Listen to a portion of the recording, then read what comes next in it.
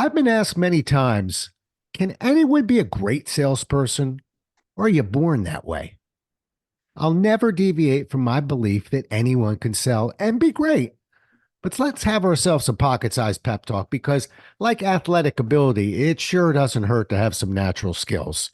And today, you're going to hear from a man who I can say without hesitation is truly a born salesman. We're going to study how he does it. A Pocket Sized Pep Talk, the podcast that can help energize your business and your life with a quick, inspiring message. Now, here's your host, Rob Jolles. Brian Jolles started his insurance and financial services career at age 25 and set off on his own at age 27 to start his own financial firm. In 2022, he and his wife, Lisa, spun off the benefits division of their company and continue to grow the firm with a broad focus on wealth management. Brian holds multiple industry designations: chartered financial consultant, a chartered life underwriter, chartered advisor for senior living, and a certified exit planning advisor. Oh, and did I mention he's one of my many cousins? Fun fact, there are 30 of them, and they all like to talk. Happy to have you with us, and welcome to the show, Brian. Nice to be here, Rob. Thanks for having me on your show. Absolute pleasures. Let's dive right in. I opened up by saying anyone can sell. What do you think about that statement? Not everyone agrees with that. What do you think? I think that I would agree 100%. There's different ways, different styles. So I'll just say this. Some of my favorite salespeople are people that are thoughtful. There's someone you never thought would go into sales, but there's clients for everybody, and everyone likes different types of salespeople. That person who comes in there and is just thoughtful and lets the client talk and really listens and builds a relationship in a different way. That's just as good as somebody who comes in with charisma and makes friends easily. So there's everything in between. So yeah, anyone can be a good in sales. Yeah, and I think you hit it on the head. See, unfortunately, you actually possess every classic salesperson characteristic. If I looked up a salesperson in an encyclopedia or a dictionary, your face would be there. But I'm glad you said that because, in fact, there could be an anti-Brian, an introvert, fairly quiet, one who doesn't tell many stories. And as long as they commit to who they are, they can be lethal. The problem is when that introvert who doesn't like to tell stories looks at somebody and says, well, I guess I got to tell stories and jump up and down. And we both know what that looks like. Exactly. Okay. I'll tell you something else Yeah. I'll add, Rob, and that is that you've heard me say it. I know you've never liked it when I do, because being a salesperson is not a bad word. It's being a good salesman who's honest and fair and believes in their product and does what's in the best interest of the client. They're good salespeople. But I've told you over and over again, when somebody says, Brian, you're a great salesperson, inside I die a little because I don't want to be thought of as really, I know that I'm a salesman. I make money on the commissions and when I'm dealing with some of the products that I offer. But the bottom line is that tells me that they see me as a salesperson. And I never really want to be thought of that way. But I do understand that that's something that I've dealt with my whole career. But it is what it is. Yeah. And, I can empathize with that a little bit. My dad, for instance, used to always say, my son's a motivational speaker. And I died a little bit every time he did it because I felt like, well, no, I actually bring information and value and I'm trying to change people's lives and I want them to implement these ideas and be more successful. And yeah, I can entertain them and inspire them. And I think that's a little bit of what you're saying is like, look, yeah, okay, I've got some bounce in my voice and I can help people over their fear of change, but I'm there to listen and ask questions and consult. And I guess we're both afraid of the stereotype that those terms represent. So both of us can maybe take a quick therapy session, get it out of our system. We'll be okay. Well, I've had enough conversation with you over the years that I've got it out of my system. I know people mean it the right way, and I'm good with it. Yeah. I'm a sales guy. And let's just stay there for one more second. I'm glad you said that also because you're right. When we were 25 and 35, it bothered me a little bit more. But when we see what happens when people procrastinate, and you're not selling copiers, you're selling people's future, their retirement, their children's education.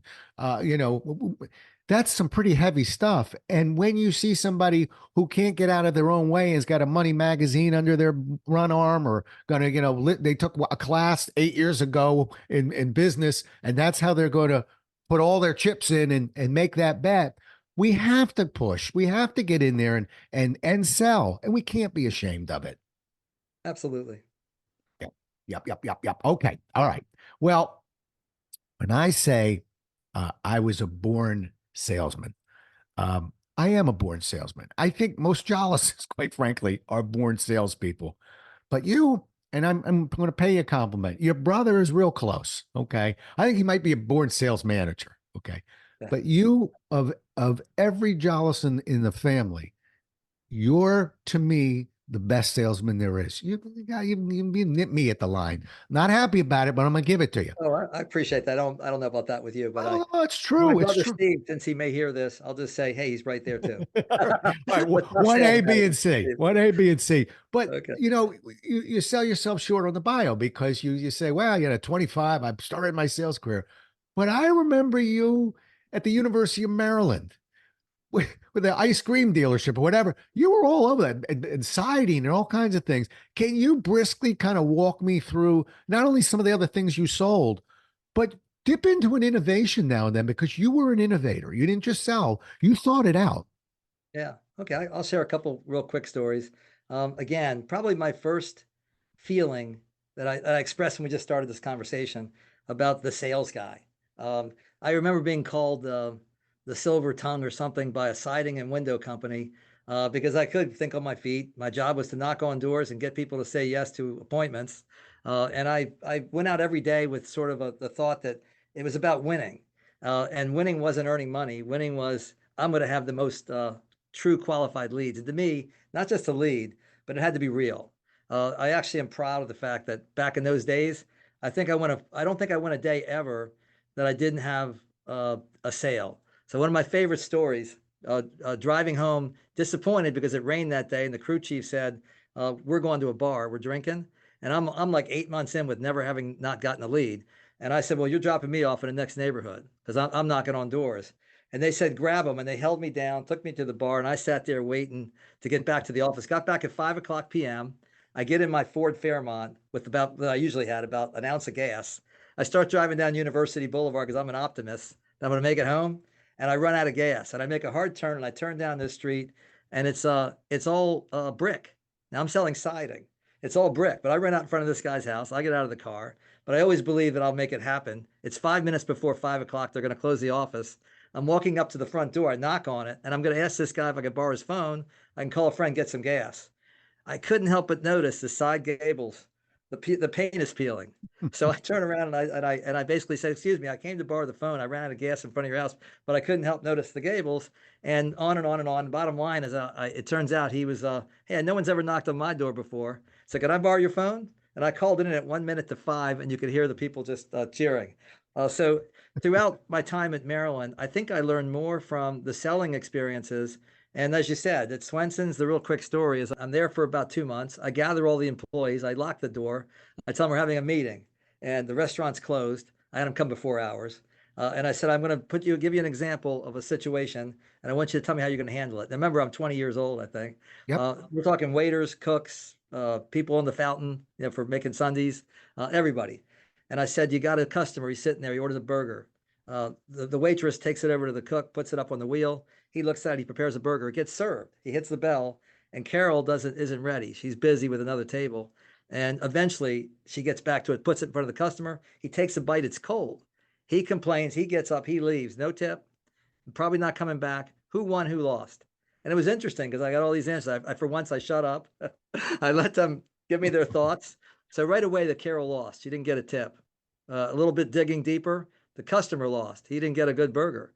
I had to dig a lot deeper to say it's not all. I want you to tell me who else lost. They got to the cook, who really, if he really was the right cook, and we'll get to that later in this conversation, if he was hired the right person, he takes pride in his work. And he would have been unhappy that that person didn't get to taste the work that he did. He lost. The restaurant certainly lost the revenue. I said, let's tell the story differently. I want you to tell me what we could do. And I'm playing a mini, as you say, red, white, and blue game. Okay, I'm going to call it red, black for my story. Red, green, blue is Red, how it green, goes, blue. by the way. Okay. And Yeah. green is a very interesting color too. It's evolved, but I'm not going to take up the time of the podcast to Okay. explain it to everybody, but it's Okay. evolved.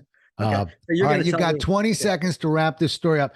Folks, Okay. before we got on the air, this Brian Jollis, you're going to see, get ready. This is going to be like a WWE event because we're going to be wrestling. I got to Okay. wrestle Brian a little bit. 20 seconds, wrap up the story. I There got you many go. more questions for you.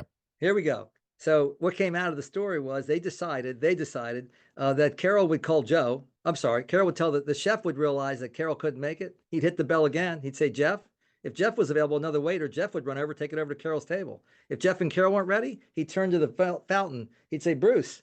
And Bruce would come down the line, pick up the sandwich, deliver it to Carol's table. If Bruce wasn't available, he'd look at the cone line. No line, Jan, down the line. In this way, the customer gets served. And ultimately, bottom line is months later, I get a call in from management. What's going on? Productivity is up. Everybody's doing better. We're seeing better revenue for the store. And customers are actually coming up to me and they're saying, in my experience is that you guys really care. And people would come to me and say, we got a red crew on tonight.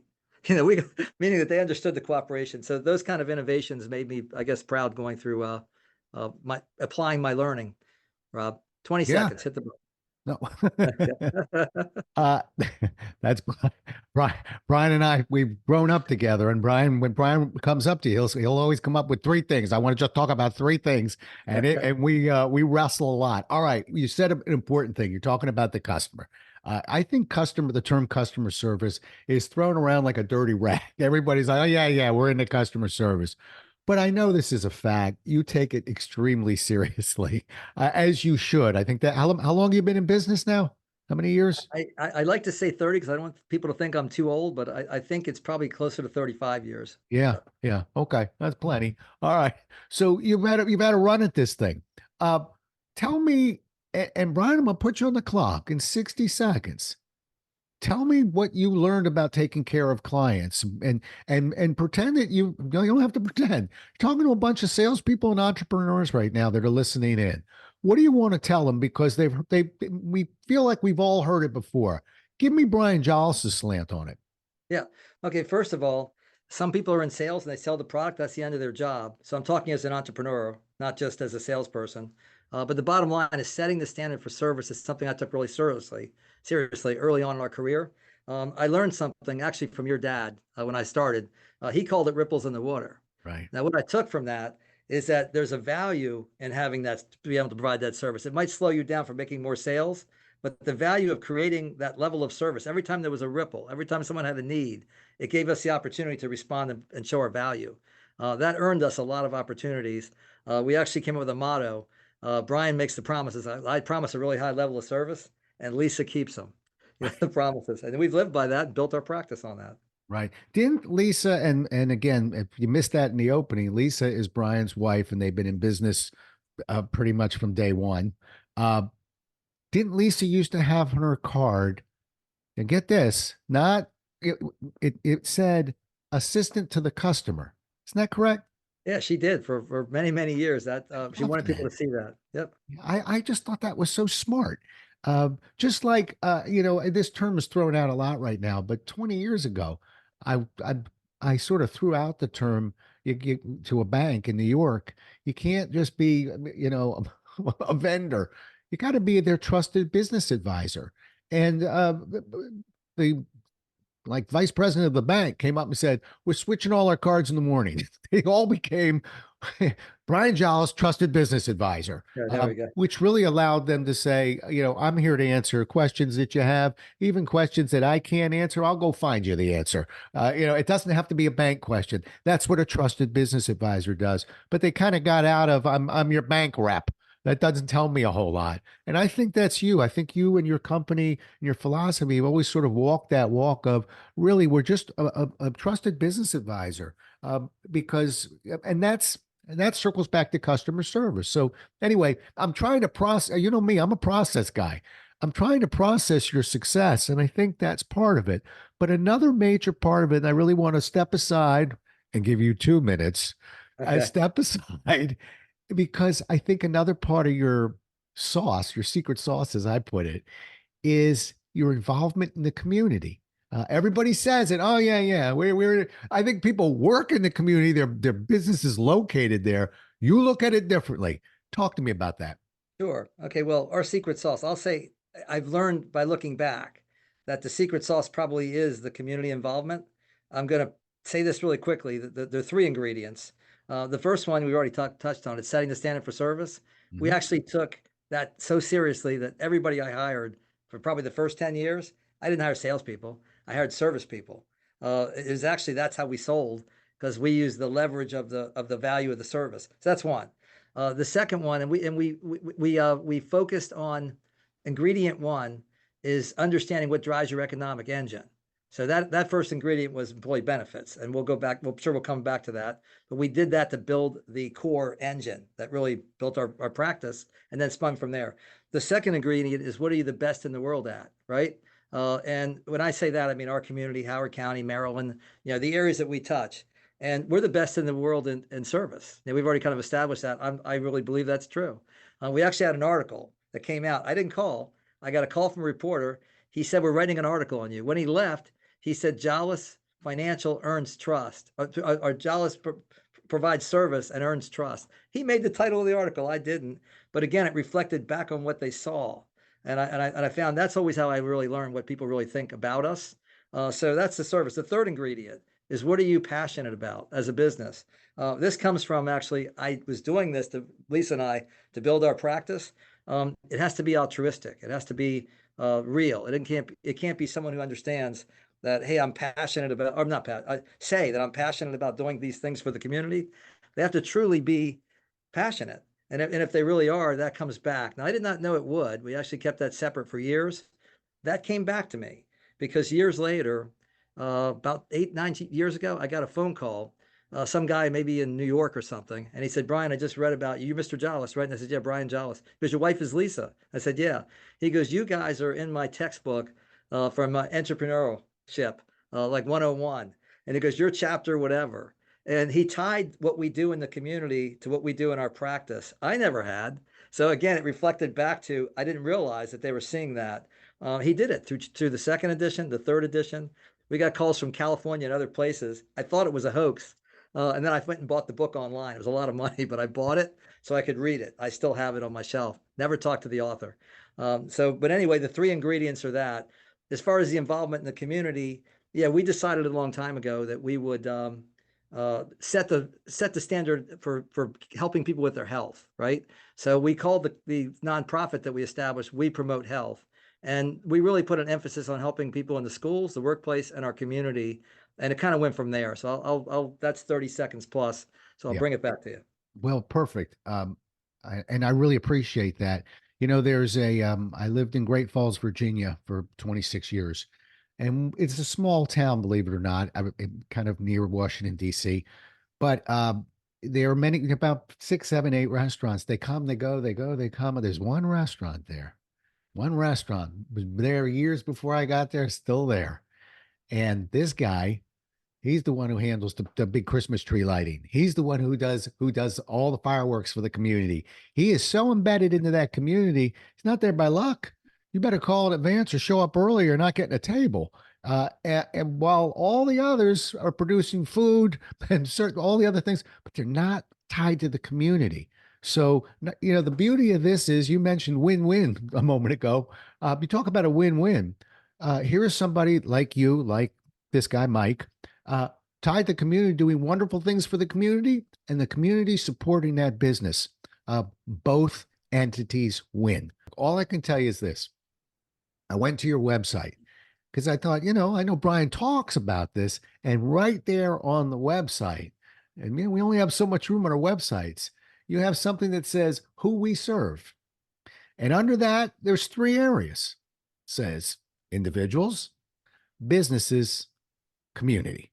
So to me, that was, I don't exactly stalk my guests, but I like to kind of go behind the curtain and just see what I can learn about your business. Immediately I smiled and went, I've never seen that on a website before. And yet, isn't that telling? Because that's exactly what Brian believes. So well done on you, sir. Let's talk about you as an entrepreneur for a moment. I'm not even going to give you 3, Brian. You're an out of control pony. I'll give you 2. Give me 2 things. If a couple entrepreneurs are sitting in front of you right now, what would you tell them that you learned about being an entrepreneur that they could take with them from this podcast? Okay. I think is the first thing is looking at how you network and realizing, for example, that if you call on, I'm going to use the term power partners, relationships that are calling on the same market you are. In my case, it might be estate planning attorneys, property and casualty agencies, CPAs, as an example. Early in my career, and this can be in any industry, you figure out who those power partners are. If you take more time focusing on them, each one of them represents the most strategic opportunities that you could ever develop. So that's one. I have six, but I'll at my top You of my only head get this two. one. Pick your I know two I best. have six, and I'll have Six. eight by the time you Six get will to be it. here till tomorrow morning. Okay. Give me All right. So two. let's see. Trying to give you my favorite ones. The second one, think strategically. So whoever you think your relationship is at a particular, if you're working with a company, whoever that is, you got to think right, left, up, and down, because you never know when that person moves away and you got to deal with somebody else coming in. So you want to know who potentially, which pony, so you got to look at the whole herd and you got to say who's up and coming. Yeah. Who's actually making the decision. So the person who likes and respects and trusts us, when he turns around and says, because the owner's got somebody, that we're putting somebody else in, you already have the relationship with the owner. Enough of a relationship, even though you're working with the guy below him, that there's some knowledge there. But that person who steps in underneath, you want to make sure that they step right in. And we've done that over and over in our career, realizing that strategic assessment. Yeah. You know something funny, Brian? People kind of scratch their head when they hear me say this, but when I give a presentation, of course, I'm going to tell that audience what's in it for them, how it's going to help them on their job. But I always sneak in, and here's how it's going to help the company. And people look at me and go, "What? Do we really have to say that?" I go, "Well, look, if you got 100 people out there, there's only 3 or 4 that really want to hear that. Coincidentally, those are the 3 or 4 that are probably writing that check and determining whether they're going to hire you to do some more work. Of course, you need to say it." And that's sort of who you're talking about. We're talking about the owners now. We're talking about Right. people that really do that. Yes, I'd like to say, have this make it easier for them on the job. How's it going to help Toyota? That's what I want to know as a company. So, that, in a sense, that's what you're doing. All right. And you know what? You did that so well. I'm going to give you a third. Give me you're getting on it now, Brian. Okay. Give me one more. You tell an I'm going to entrepreneur. give you two more because the first one's quick. Go Life ahead. I balance. opened up the floodgates. Go ahead. Not Two going to tell more. the story, so that one didn't count. Life balance is Okay. important though. Here's the real one. The real one is realizing that you have to do an environmental scan. Did it every year since I've been in business. I'm looking at the environment, so much of the political environment, the economic environment, and my industry environment. So I'm looking out into the future. So Blockbuster and Netflix. That's the example. I had clients early on. I'll give you one quick example. They sold tape backups. And I told them, you're selling tape backups to one client, the government. They're eventually going to catch up. You have to be at another space. He never listened because they were making hand over fist. They had for 25 years, but it all just changed and they were sitting flat in the water. We've done it in our practice over and over again. I do that because you got to make subtle changes so you stay current and you stay valuable to your clients. Good. There you go. How's Good. that? Fantastic. All right. 30. Okay. Now you're doing good. All right. So now let me shift it a little bit. Talking about all these wonderful successes of Brian Giles. He's a machine, folks. And yet, if you could go back, I don't remember Mr. Peabody in the Wayback Machine. If you could get into the Wayback Machine and go back and be looking at a 25, 26, 27-year-old Brian Giles, who had this big dream of, I'm not just going to be a salesperson. I'm going to build my own firm. I'm going to build my own company. Give me 1 or 2 things you might whisper in his ear and say, here's what maybe things you do a little bit differently that you learn now. You go back and remind yourself. Yeah, sure. I think that to just accept that you're going to be when you're starting out, probably, and you've heard this before, the 3 competencies. You're consciously incompetent when you start, right? You're unconsciously competent, and then you become consciously competent. So with that said, give yourself the time to learn, leverage other people. So I'm going to give you my example. I felt I had to know, and that I was expected to know. So here's the example. I'm the first year in the business. A guy named Gary Newman. I I remember should probably Gary say his Newman. name. I remember Really Gary good guy. Newman. Yeah.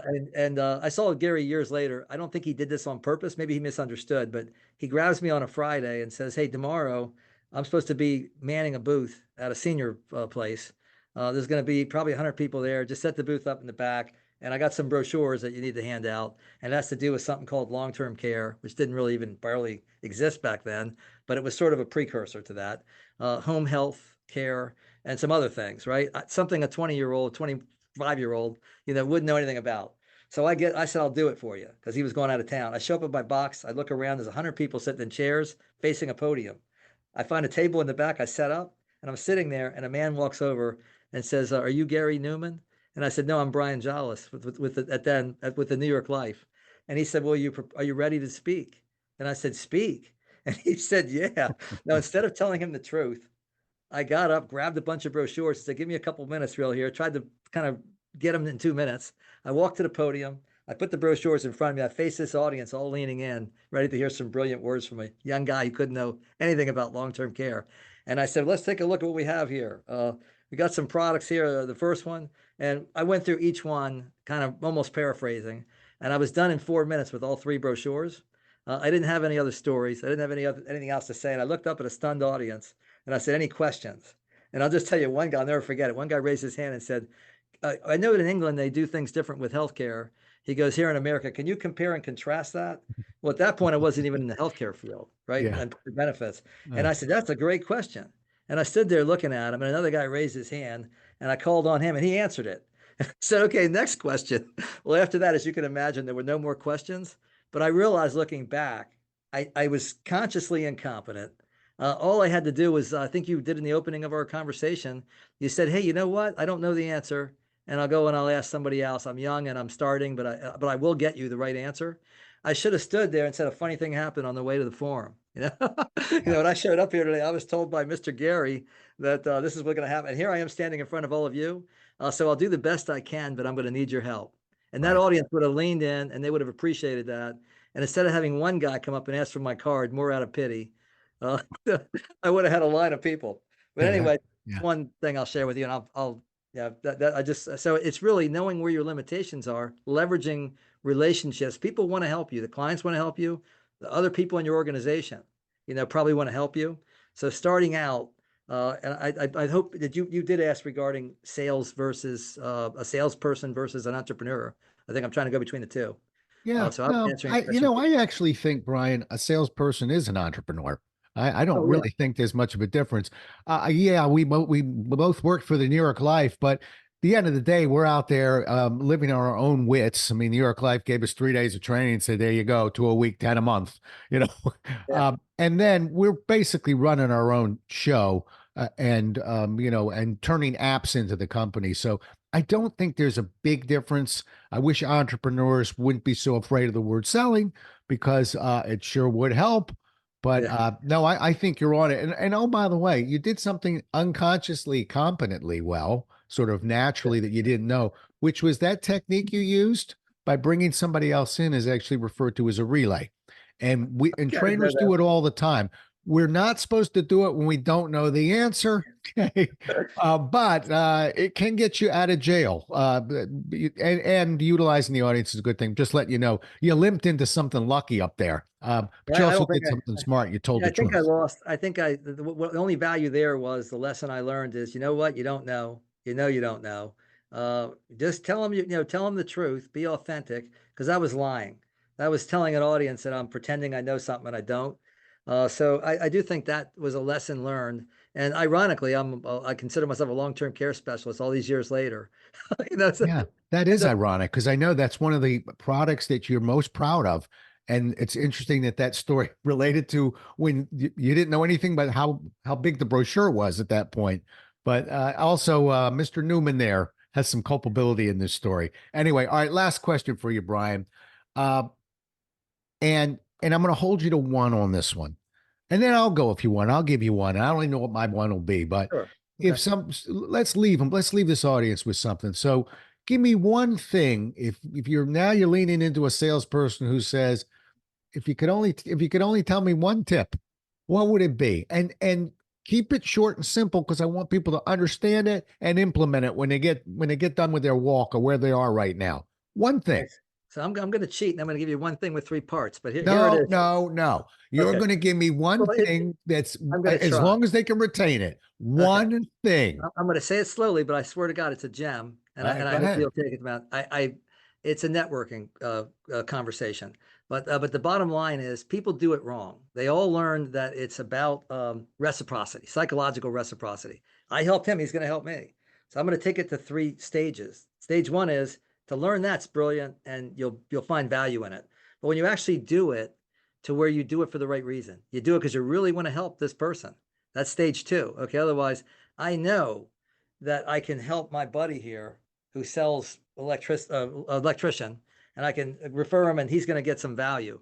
So now I'm doing it, and I get more value out of doing that for this guy or woman than I do for even selling something myself. I get more value. So that's better than psychological reciprocity. That's really going to build reciprocal relationships over time. There's a third layer. I'm going to peel it back. And that is when you don't even think about this guy. You understand he's a tool in your toolbox, and you could use him because you value him. He's earned the right. He's referral worthy, right? And you're going to be able to refer him to this person, but take the focus off him, put the focus on the client. That's the third layer. So now when you look at somebody and you really, really, really care about them, they get it. And by the way, this concept came to me. It was a brain thought that I had after reading one of your books, one of your last books, because it's sort of starting to sound familiar. I took this from the book, and just like I did what I called the red-black game, I took the concept and put it into my practice. So the bottom line is when I tell someone that this electrician is what they need, it's like handing them gold, and they take it that way. They take that and they said, Brian, if you feel that that's who I should be talking with, then that's who I should be talking with. In which case, this guy still wins, and I win, and certainly the client won. But the client really feels at the heart, and I think that's a distinction between starting with psychological reciprocity. So there's my 30-second response to. Well, I mean, I like to see your watch. It's a little slow today, but all right, you did fine. And you know what? Like you, I can give you 1,000 tips, but you opened the door networking. So I'm gonna give you a networking tip on top of yours. If I could go back and talk to a young Rob, or talk to an entrepreneur right now, I would tell you must be more methodical about retaining those network contacts. You think they're going to be there forever, and they're not. They can be there forever, but it's like tending a garden. You have to water the garden. You have to feed the plants. You have to maintain the garden. And even if you've done it for a couple of years really well, if you don't go out there and water those plants and feed those plants, they're going to die. And one day you wake up and all of a sudden your network is shrunk. You have to consistently maintain that network. And you know what personally reminded me of that? Not Zig Ziglar, Tom Ziglar. Tom Ziglar was on the show and said he sat there at his dinner table with presidents. You can't imagine, I guess you probably could. Who's having dinner with Zig Ziglar in the 70s and 80s and maybe even to the 90s? And there's Tom sitting at that table. And it didn't dawn on him to maintain that garden, to maintain those contacts. And so one day, he found himself really where everybody else is. He had the ability to have that huge network, but he didn't maintain it. I tell you, folks, you all have networks. It's maintain those networks, and you'll be glad you did. They'll all come through for you in the end, or many of them will. That's one thing. I'll give Tom an assist on that one, but that's what I learned about it. Anyway, all right, Brian Jolles, you did good. You did just fine. Now, clearly tell people how they can get a hold of you if they'd like to get a hold of you. Sure. Brian Jolles at Jolles Financial. My website is www.jollesfinancial.com, or they can reach me at 410-715-1611. And I'm always available with my. He is. He's always available, this guy. Now, I'll put it up on the website as well. But I think you started with an email address that didn't have a .com on it. So can you just give me the email one more time? If you gave me an email address to start with. I gave you the web address for the nonprofit. Okay, I got you. Is there an email address that you'd like them to reach out to you on? Or I'd probably just send it to Brian at jollesfinancial.com. And if you're anywhere in Howard County, I'll just put this plug in. Anywhere out here on a Saturday morning, once we get to spring, we're the free boot camp in the park. Okay, yeah. So we're out there on Saturdays and it's free. And again, that's part of what we do for our community. So hopefully you'll join us there. Fun fact, I was a part of it. Brian dragged me in there, but Brian Jolles is in the Guinness Book of World Records for the largest outdoor circuit training. What was it? Yeah, that's what it is. The largest outdoor circuit training. Yeah. And yep. And Rob, you were there and set the record. Ironically, I didn't. I put it together. I was helping to, I pretty much ran it, but I never got to You actually never stepped in. so It's used to the Guinness. hysterical. Yep. Rob, you Yeah, and and Sam. Guinness made him put up scaffolding and cameras, so they weren't messing around. They counted every single body and threw a few of them out, as I hear. But You're right. you got the record, and that speaks to who Brian Jollis is. Who else do you know who would beat the doors down and just bother the Guinness people until they finally said, "We don't even have that record, but we'll go ahead and create one." And there he went. Brian, it's always great seeing you. You're my cousin, you're my brother, and I do learn from you. And I don't want to bury Lee. I meant what I said. I think you're the best salesman I've ever met. So good for Wow. you. Well, I'll go Lee Jollis first, my dad, and then I'll go Brian Jollis. Well, I also know you met the great. I'm trying to think of the best guy in New York life. What was his name? So I'm not going to ever say I'm the best. I I'm down. met some real great You've guys met some there. great people. So I'll say, in the real world with normal people, you've got too many people that aren't normal. They're just Yeah, super. yeah. No, but I you're pull a that one back. grinder. I appreciate that. You're a grinder and you're an That's okay, innovator. Rob. All right, man. Great talking to you. Listen, folks, we'll do it again as well as we can next time. Until then, stay safe.